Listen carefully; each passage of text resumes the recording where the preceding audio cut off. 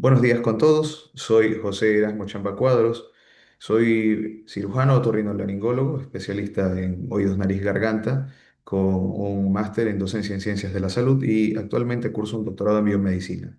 Este tema que les traigo a continuación a participarles a ustedes es un trabajo, una revisión bibliográfica que hemos desarrollado junto al doctor William Granizo Villacrés y la doctora Karen Espinales Párraga, el cual hemos titulado Aprendizaje basado en casos clínicos y la aplicación de estos en la enseñanza de estas patologías que compartimos en el contexto de otorrinolaringología y cirugía general.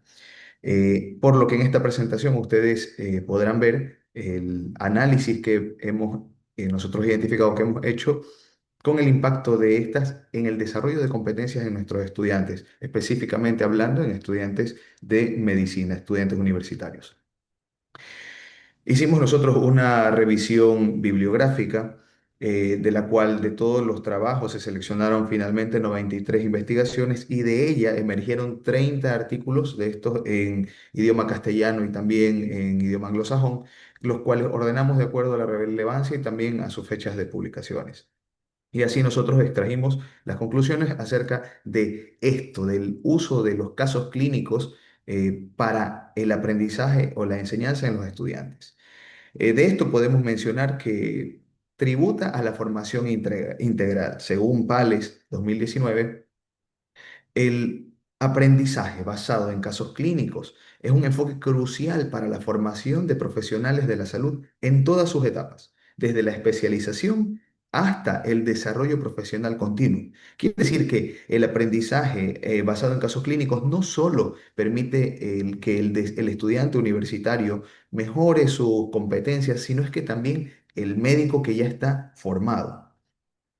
Este desarrollo de competencias lo menciona García 2020 y Ferreira 2019, destacando que es vital para que las competencias, y cuando yo me refiero a competencias, me refiero a tres aspectos axiológicos en cuanto nos referimos nosotros a educación, y es al conocimiento, a la habilidad y a la ética, que son lo que se englobaría en una sola palabra como las competencias profesionales. Y esto pues integra tanto los conocimientos teóricos, las técnicas y actualmente pues las tecnologías.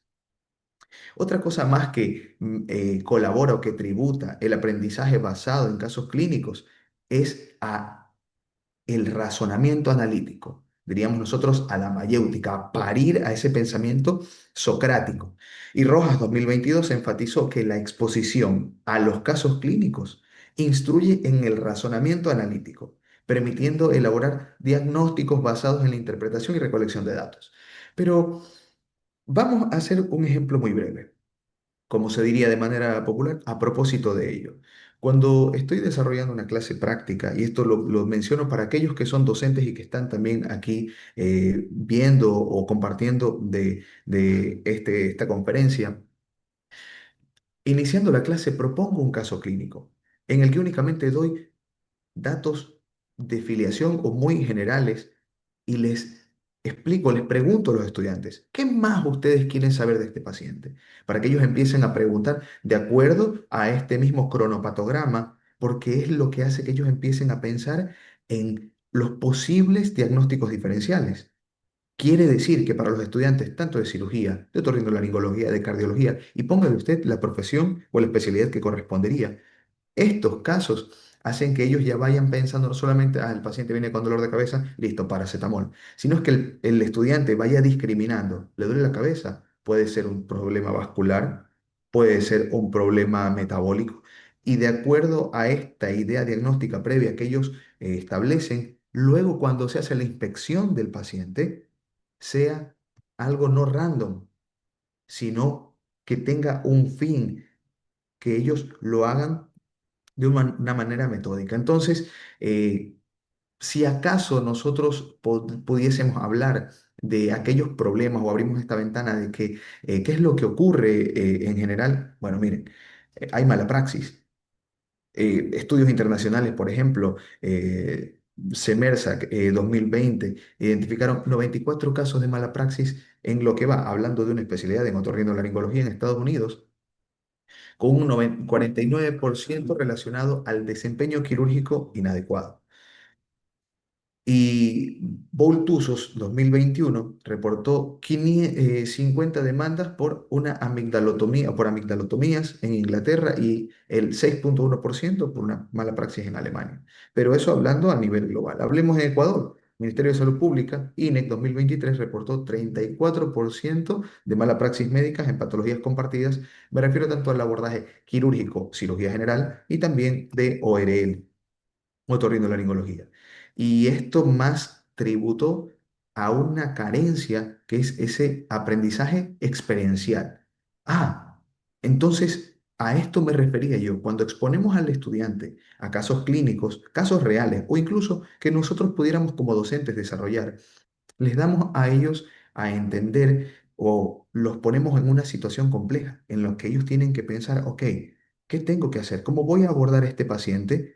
Pero además de esto, ellos entonces, el acto de la exploración física ya no es un acto random, como lo decía hace un momento, sino que es un acto intencionado. Si ellos pensaron, el paciente le dijo, ah, lo que pasa es que me arde me duele la garganta, doctor, y dentro del desarrollo de la recolección de datos, se pudo evidenciar que el paciente tenía eructos que se acompañan de agriuras, o sea, pirosis retroesternal, un poco de distensión abdominal después de comer o plenitud postprandial. Entonces el estudiante podría tener un diferencial, un diagnóstico, y decir, ¿será que hay algún problema gástrico, una gastropatía que está teniendo un efecto secundario en la garganta? Hablando del diagnóstico, una laringitis aguda secundaria a una enfermedad de reflujo gastroesofágico. Y cuando voy a hacer el examen físico, ya no es algo random, sino que es intencionado. Voy con mis ideas para poder descartar o confirmar el diagnóstico presuntivo que tengo de haber hecho el correcto cronopatograma. Entonces, ¿cuál es el rol del docente? Bueno, y aquí hablamos en tres contextos que se los he postulado a ustedes aquí, y es la necesidad académica, una formación continua del docente es crucial. No, pero yo ya soy docente, pues ¿qué le pasa aquí a este compañero, el doctor José Chamba, viniendo a decirme que yo tengo que estarme formando continuamente? Miren, es una de las profesiones hegemónicas, la docencia. Podríamos decir que está arriba en la cúspide y algunos van a decir, no, la medicina está en la cúspide, no, la jurisprudencia está en la cúspide. A ver, pero para usted poder haber sido abogado, ¿de quién necesitó? Necesitó de un maestro, de un docente. Para ser médico, ¿de quién necesitó? Necesito de un maestro, de un docente. Entonces, la formación continua de los docentes es crucial. Y aquí no es solo la obligación del docente querer formarse, sino la obligación también de las instituciones de educación superior para que rediseñen sus planes curriculares, para que mantengan actualizados a su cuerpo o su claustro docente. Que esto de aquí nos comparte pues Linaza y Muñoz, una sugerencia de 2022. Es necesario el acompañamiento tutorial. Rodríguez 2020 dice que el aprendizaje basado en casos clínicos se concibe como un proceso de orientación educativa, pero es que esta orientación requiere de un acompañamiento tutorial. El experto, la experta, es quien tiene que guiar al estudiante para que llegue a puerto seguro. Y con ello el desarrollo profesional, pues la tutoría debe ser permanente durante todo el proceso formativo de la carrera, en este caso de medicina, para asegurar el desarrollo individual y también profesional, según Williams 2022. Acerca de las amenazas formativas, tanto en otorrino como en cirugía, pues a nivel global hay una heterogeneidad de los programas. No es el mismo, es diferente en todos los sitios. Aquí en Ecuador se maneja uno, donde yo me formé, en la Federación Rusa es otro. Entonces, estas variaciones en cuanto a la duración de estudios, prácticas entre países, ABAT 2019 nos dice que afecta a la formación formativa. Hoy nos vemos nosotros abocados a menos horas de entrenamiento, porque los hospitales, incluso en la actualidad, que ustedes, tal vez quienes no conocen acá la realidad en Ecuador, justo la semana, iniciando la semana pasada, se ha hecho un reajuste en cuanto al tiempo de atención a los pacientes, siendo de 15 minutos, lo que se vuelve muy complejo, incluso hasta para que el estudiante o quien quiere aprender con un profesional al lado no tenga la opción en cuanto al tiempo para poder explicar o enseñar al estudiante. Así nos decía Oruña, 2022, que esta reducción horaria en programas incide en menores oportunidades de aprendizaje práctico con pacientes. Al igual que Wettenshaber, 2021, la ciencia requiere de competencias cada vez más específicas, desafiando la actualización constante de los programas, porque estamos en constante actualidad. Y esto ha incidido, y lo hablo entonces a manera porcentual y general. El residente, el posgradista, ahora se ve con una limitación, y es que el especialista quiere terminar su cirugía, y antes cirugías que se hacían en promedio mucho más rápidos, como una timpanoplastía, en la que duraba 73 minutos, pues ahora cuando están con el residente o a quien uno le está enseñando, se pueden prolongar, y esto se ve en un tiempo operatorio que ha afectado pues hasta un 46%, siendo este un incremento de 73 minutos a 107. Lo mismo en otras cirugías, como ustedes pueden observar en una timpanomastoidectomía, pero en cuanto a la adquisición de habilidades o en el cuestión de las complicaciones, no hay una alteración. Es decir, se consigue el objetivo. El problema que se ve acá es la reducción de tiempo de la que hablábamos hace un momento. Porque mientras uno enseña, pues se prolonga el momento incluso quirúrgico, y esto hace de que a veces el médico diga, bueno, después, o buscamos otro espacio. Entonces, ¿qué podemos recomendar nosotros o llegar como conclusión de esta investigación? Y es que el aprendizaje basado en casos clínicos optimiza el desarrollo de competencias y, claro, competencias quirúrgicas, competencias clínicas, porque complementa también la experiencia en quirófano. Ya el estudiante no es que tiene la idea de qué voy a hacer si me sangra, sino es que al momento de nosotros hablar de un escenario de casos clínicos, tendría ya él un protocolo, una idea de, ok, voy a hacer esto, pinzo con una pinza hemostática, luego tengo que clampear este vaso, no, solo sangró, puedo utilizar un electrocauterio, y ya es mucho más veloz su accionar en base a la idea o a la concepción teórica que tiene. Y ahí vienen estrategias complementarias, como es la simulación clínica hoy en día, que es que ya él se expone a situaciones simuladas en simuladores o en trainers, y ya el momento de actuar con el paciente ya únicamente sería la ejecución de un acto que lo ha entrenado en un simulador, en un muñeco, por decirlo así, entre comillas, a quienes tal vez no han tenido la oportunidad de trabajar con entrenadores, trainers o con piezas anatómicas. La formación tiene que ser individualizada. No para ningún estudiante es algo estándar, por eso mismo son ahora los espacios de tutoría, porque puede haber enseñanza o hay enseñanza, pero no puede haber aprendizaje. Pero en cambio hay aprendizaje y también hay enseñanza. Es el contexto de que usted puede tener al mejor docente frente a usted, con todas las habilidades y explicarle, pero el receptor no tiene las condiciones o no es alguien para captar de manera audiovisual, no lo va a asimilar.